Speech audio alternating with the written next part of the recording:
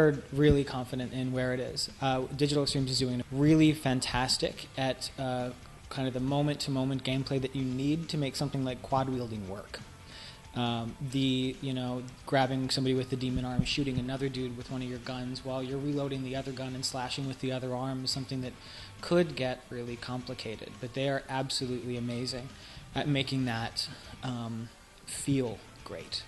At the same time, one of the pieces of continuity that we kept from the first game to the second was Paul Jenkins. The writing, the story, the narrative of the first game was mind-blowing. It was amazing. And, we wanted to keep the bar just as high. So he came back and wrote into the sequel, Into the Darkness 2, a lot of the same awesome that he had written into the first game. So confidence level, really high. The game's amazing. Well, one of the things was Patton. It was people's first question. Oh, is Patton back? And we're like, well, yeah. So we were actually just in a pickup session with him yesterday, and the man is amazing. So he is back with the Voice of the Darkness. I think that a lot of what the first game did right, it did really right for being one of the first games of the console cycle. So a lot of the things that just really worked for the first game were things that you kind of have to rediscover many years later. I think the art style is one of those examples. The really kind of realistic, gritty, high contrast, sort of almost black and white of the first game was exactly right for its time. It felt really cool. It felt really real. For us, we wanted to, to make it look fresh, make it look unlike anything else you've seen out there. Make it so that you would always know with one of these, oh, that's a Darkness screenshot. So, we went out and did a lot of research on the graphic noir art style. Just kind of spent a long time figuring out what we should do to make it look like it should, which is a really ambiguous question. But went to the graphic novels and said, okay, we'll make it look like that. And I think we made it. I hope that this demo shows that we are absolutely reaching the same level of atmosphere. It's not exactly the same atmosphere. In the first game, Jackie was up and coming. In this game, he's the Don. So you're not getting the same type of random strangers talking to you about stuff. The problems and the conversations that Jackie encounters are the conversations you have as the Don of the Mafia. Oh, how did I get into the game industry? I'm really, really stubborn. And around the time of the .com bust, I was like, someone gets paid to make games somewhere.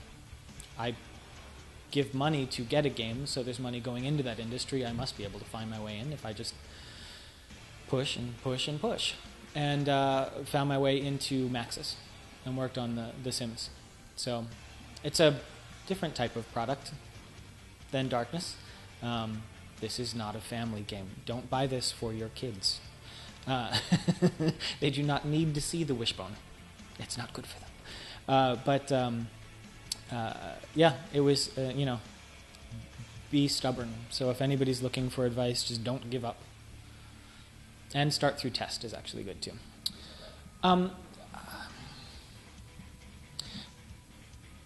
What did we learn from the first game? I think that the one of the things that we really wanted to do to make this game feel right was we looked at those two demon arms hanging out on the screen and we were like, they're really awesome. Let's make them do lots of stuff. You know what I wish they could do? I wish they could reach out and grab a dude. So we're all like, okay, let's make them do that. And it just became this kind of growing escalation of making the kind of like making the powers, the demon arm powers, what it felt like they should be. Hence quad wielding was born. And there's a lot of ways there's a lot of ways you can play any game, right? But what we really wanted to do was make it so that as you played this, you wanted to roll in there with, two guns and two demon arms ablazing, doing multiple things at a time.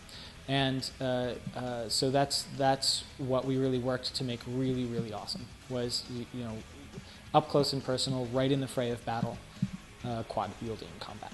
Genres are hard, because I think that I mean, obviously, like, it sticks you in a niche.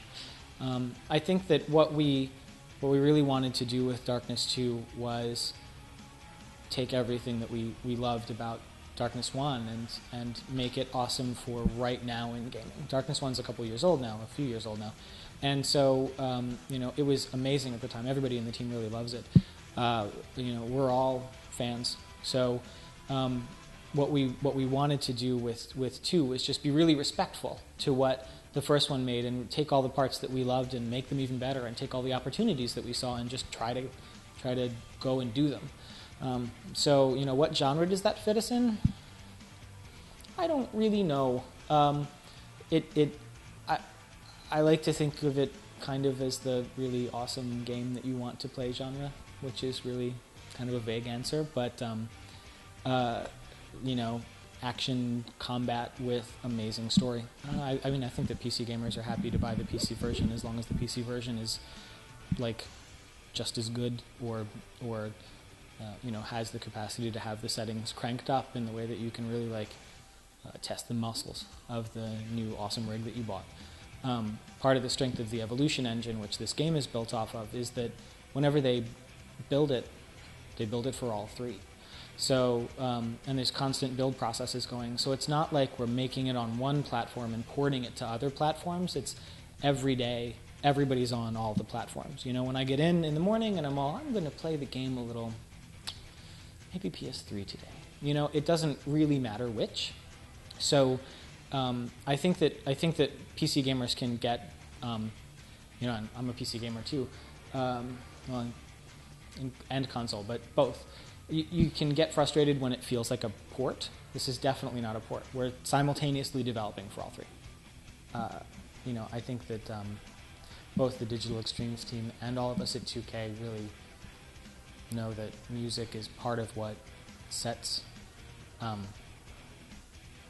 emotion, mood, feel for a game. And in a game that's going to be as narrative-driven as this game is, you need to have really precise, excellent control over the player's emotion, and one of the best ways to do that is through the music, through the cinematic score.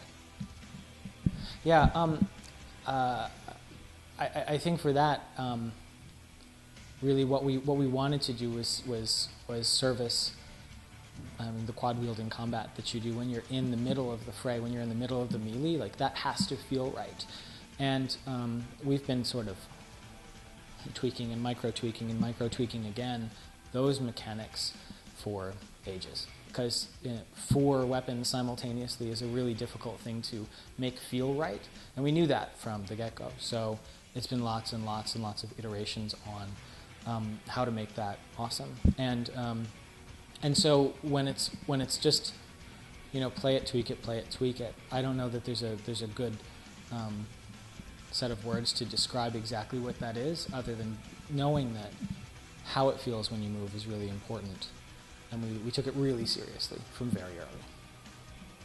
I think that people will love this game so much that you know, it's going to be a defining moment for Digital Extremes. It's going to be one of the things, if not like the thing, that people go, oh, Digital Extremes, oh, they did the Darkness 2. That was awesome. You know, I know that the whole team is really excited about. You get on a project sometimes and you can just tell that it's going really well, and that's pretty much how this project has felt for a long time. Like, it feels right, and we're all pretty excited about how awesome it will be. And I think that you know, the proof is in the playing, and that's why we wanted to get the hands-on in front of everybody, so that we could just be like, yo, check it out. Why would you believe me if you can't play it? So play it, and then you'll believe me.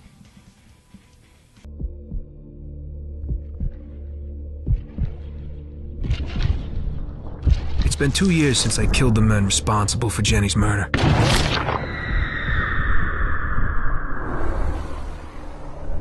That was the last time I ever used the darkness. keep it hidden inside me like some ugly bag of snakes. But it wants out in the worst way.